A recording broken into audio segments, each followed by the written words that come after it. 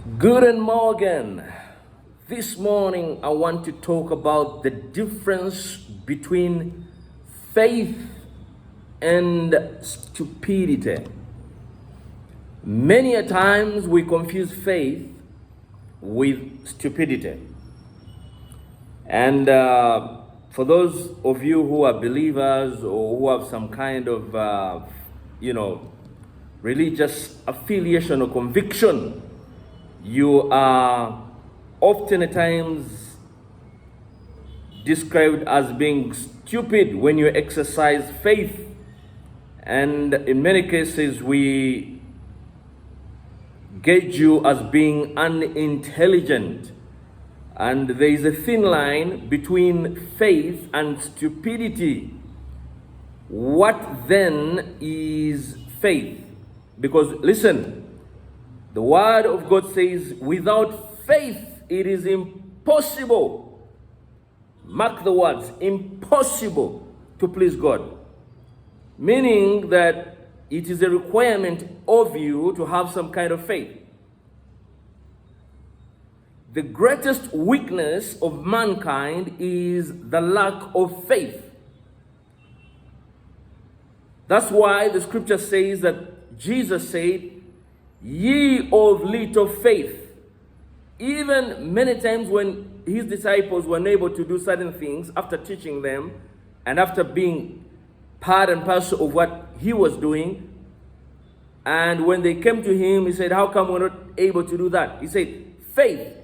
If you have faith as small as a mustard seed is the smallest seed, but when it becomes, generative, it becomes perhaps the biggest. So what then is faith? Kenneth Copeland used to say that the fact that I have an aeroplane and I want to go and visit another, country or state, and I tell the pilot to make sure that the tires are well inflated and the engines are running well and there's oil and there's fuel enough to take me to the place, that does not mean that I do not have faith. So there's a thin line between faith and stupidity.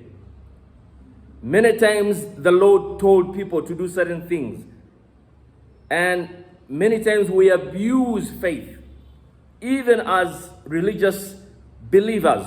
Call us Christians, call us Muslims, call us anything. So what then is faith? Faith is the assurance of things hoped for. Listen, the assurance of things hoped for. The conviction of things not seen. That's what faith is. Faith is a process. There is a difference between something that you believe is going to happen and what is present then. Common sense is something that many of us are freely gifted by God. But how many a time do we confuse common sense with faith? The fact that someone is able, for example, to bear a child. If a man can be able to father a child, that does not automatically make him a father. Malcolm X used to say, the fact that you can give birth does not automatically make you a father. A father takes responsibility of that obligation. So there's a thin line between faith and stupidity. Listen, stupidity is an act or instance of being foolish or unintelligent, while faith is a belief or trust in something or someone without evidence or proof. So while both may involve the lack of knowledge or understanding, faith is based on trust and belief in something greater than oneself. Meaning it's a process. You figuratively believe, but you work towards that direction. While stupidity is based on the lack of knowledge or understanding. So many of us have failed to reach our zones of excellency because we assume bread will come from heaven like it did in the times of the Old Testament, and fall on our beds. So we refuse to take deliberate acts. I had a colleague of mine, a graduate moreover, who believed in some kind of, supernaturalism. And he was led to believe that if you get hold of 50 millions, give it to this illiterate fella, and they went to Bosawala somewhere, put it in a basket and poured milk there, and then for whatever reason, something came out of the water, and it said you're gonna be rich in 4 days and you'll find the money in your cupboard. And the guy went back home and kept house for about a week and a month waiting for that money to generate and turn into dollars and billions. Today he lost his job, he ran Bazak, and he's in Luzira. Faith, confusing faith and stupidity. Many of us fail to take deliberate action. I know the children of Israel wouldn't have crossed over. There was a time when they were on the Red Sea and they were supposed to cross over. And they were standing there, believing in the times of Moses, that perhaps Moses would come and strike the water and the waters would separate, until the Lord gave them a rhema word. A rhema word. By the way, faith acts with unction. And I believe that there are times when God will tell you to do certain things, even when you do not have the ability or the evidence thereof, and the unction comes. That is unique sometimes. But you must understand that faith involves a deliberate action. That's what Paul told you. I will not ask of you. I'm a tent maker. Paul was a tent maker, in spite of the fact that he preached perhaps the biggest part of the biggest chunk of the New Testament. Jesus himself was a carpenter. And he went to these people, the disciples, and actually who were fishermen. And even when they were preaching, they continued to fish. So this stupidity of saying, I'll just sit back and hold my hands and keep begging, is what causes you to have a problem. That stupidity that you tend to have without taking the deliberate action, believing that manna will come from heaven. So the children of Israel would have stayed on the Red Sea for a long time until they got the conviction, the Rhema, and said, let the priests who are holding the covenant take an act of faith, move into the waters. The moment they stepped into the waters separated. Faith is doing. Faith is knowing that I have to move in that direction. It's not a question of just sitting down and giving comfort in your own zones and having a complacency and think things are going to make themselves out. And that's why you are full of poverty. That's why you're full of confusion. So I want to get that confusion out of your mind and ask you to take deliberate actions. This ideology of saying I will sit down in my school and God is going to get results from somebody from King's College Bujo and put them on my desk from whatever school you are is an act of stupidity. You have to understand that this life is a life of people who take deliberate action to move. And the fact that God has given you the hands, the feet, the intelligence, the natural intelligence. I'll admit not everyone has that common sense, in spite of the fact that it should be common. You should take deliberate actions to do things. This ideology of begging is what has kept Africa in bondage. Neo-colonialism of sorts. This ideology of depending on somebody else. Extending, giving your responsibility to your mother or to your father, even though they are obligated to do so. But when you strike 18, take the mantle upon yourself and take deliberate action to move towards your goal. Many of you are failing to break into your excellence zones because of fear. Fear is the opposite of faith. Fear is that nobody, by the way, listen, nobody on the planet Earth doesn't have that stigma of fear. We all have that element that we fear. But like JFK said, the only thing we have to fear is fear itself. You see, these 10 lepers had a choice to take in the Bible. They said, if we stay here, we will certainly die of hunger. But if we move, then the enemies are going to kill us. But because we have no choice, we have to take a deliberate action to move in that direction. That's what they call faith. Faith is believing. You figuratively know that in spite of the challenges, In spite of the pressures, I will take a deliberate action to move towards my goal. I will take a deliberate action to move towards my desire.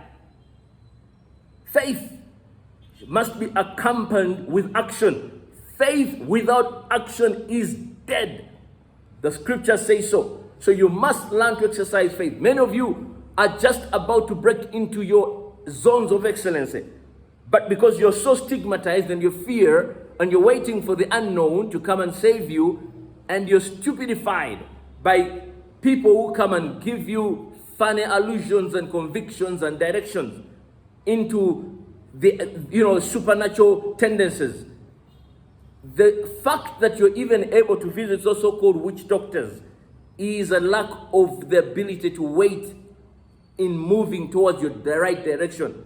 How many times do we see people today where people preach and say Chitolere and Sigo, this ideology of Chitolere and Sigo, this ideology of going to prophets, and when you go to their chambers or whatever, they begin to ask you, bring that laptop, give me that watch, give me that house, give me that whatever, because they think that is going to open doors for you. Stupidity of the highest order. You have to learn to take charge of your responsibility. You have to learn to govern your facets. God has given you natural intelligence to be able to live, and your uniqueness is only unique to yourself. So it's only you who is barring your excellency. You have to learn to take charge of your responsibility and learn that your life you are no longer accountable in terms of somebody bearing responsibility of your life. You are responsible for your situation. You are irresponsible. You keep blaming your wife. It hadn't been because of you, I wouldn't be where I am. The answer is, it's because of your lack of intelligence or your stupidity that caused you to do and take that action. And then some of you begin blaming your husband. Hadn't been because of you, I wouldn't be here. It's because of your stupidity. So you need to understand that you have to use your intelligence, your natural instincts to move. If I wake up this morning and fail to brush my teeth and I begin to smell, that is lack of intelligence. That is stupidity. If I walk and I cannot understand that I have to be mindful of how to cross a road, for example, then that is an act of stupidity.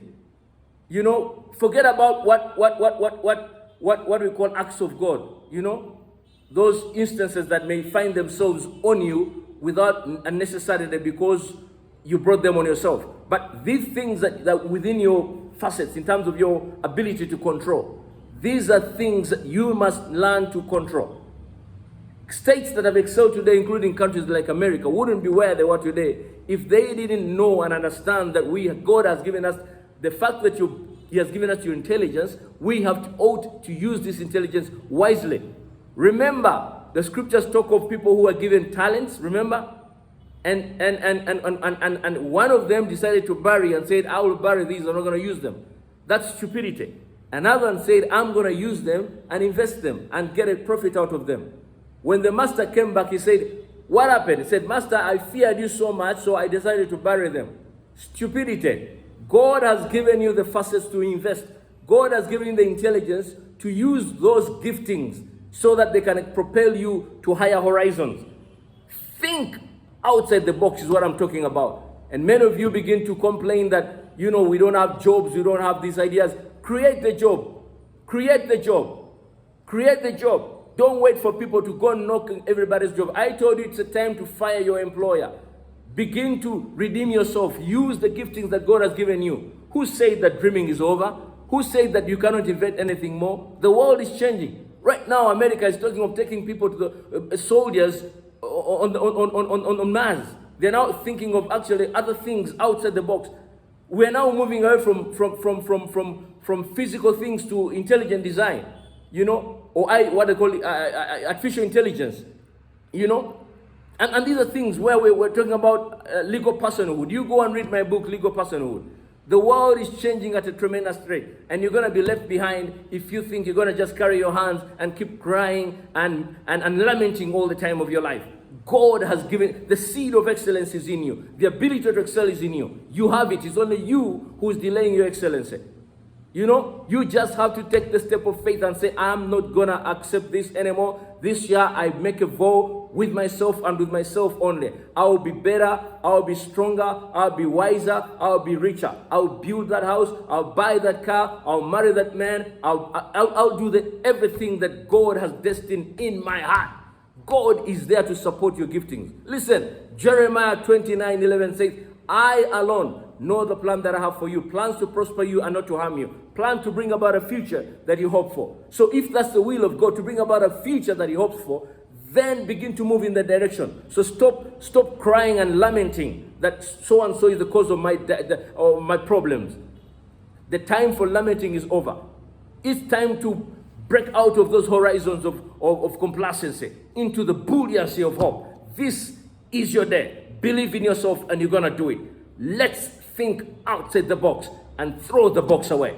God bless you and thank you for your attention.